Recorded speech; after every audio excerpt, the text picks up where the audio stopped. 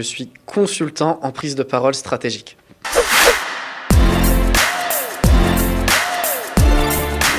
Les deux candidats vont sûrement adopter une posture d'humilité. On l'a vu dans cet entre-deux tours. Emmanuel Macron, qui dans son discours le dimanche, le soir de sa victoire de premier tour, cite tous les autres candidats, vient à Marseille, fait plutôt un virage à gauche en expliquant qu'il peut s'être trompé. Marine Le Pen, elle, qui a ses soutiens qui ont plutôt évoqué une candidate du peuple. On le voit aussi dans ses positionnements. Elle explique que Marion Maréchal Le Pen ou qu'Éric Zemmour ne ferait pas partie de son gouvernement. Elle insiste vraiment sur les aspects sociaux, populaires de sa campagne. On a un exemple assez structurant de ces deux positionnements. C'est le débat qui a eu lieu il y a quelques jours entre Jordan Bardella et Gérald Darmanin. Les deux rivalisaient d'humilité. Chacun des deux citait sa mère des classes populaires.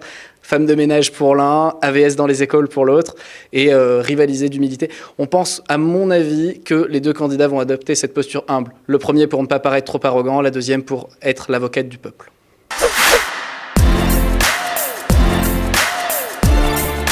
Emmanuel Macron a tout intérêt à adopter une stratégie d'Uchronie. L'Uchronie, c'est le fait de relire un événement du passé avec une modification. On a tous vu Retour vers le futur, par exemple.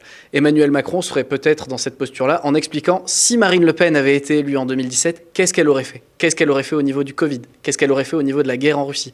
Comment est-ce qu'elle aurait géré la France en ayant une présidence européenne ? Il y a une déclaration qui va dans le sens d'Emmanuel Macron le 12 avril dernier qui expliquait que Marine Le Pen voulait soigner les Français avec un vaccin russe inefficace et l'hydroxychloroquine. C'est assez intéressant de les voir se positionner de cette manière. Ça fait écho aussi au débat présidentiel de 1981, qui est aussi une réédition d'un débat précédent, Giscard-Mitterrand. Valéry Giscard d'Estaing expliquait à François Mitterrand « Pendant 7 ans, vous avez géré le ministère de la Parole, moi j'ai géré la France ». Je pense qu'on sera dans cette tonalité-là.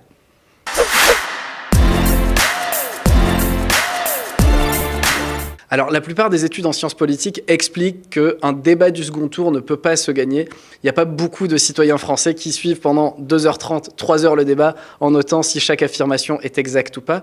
Le plus intéressant dans ces débats-là, c'est que 2 preuves statistiques nous montrent que leur effet est peut-être plus limité qu'on ne le croit. Le premier, c'est les audiences.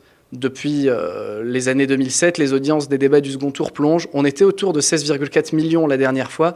On devrait être autour de 15 millions pour ce débat-là. Le deuxième, c'est le resserrement des courbes. En 2012, le débat Sarkozy-Hollande, que tout le monde voyait unanimement remporté par François Hollande, a eu un effet de resserrement des courbes entre les deux candidats, donc aucun effet.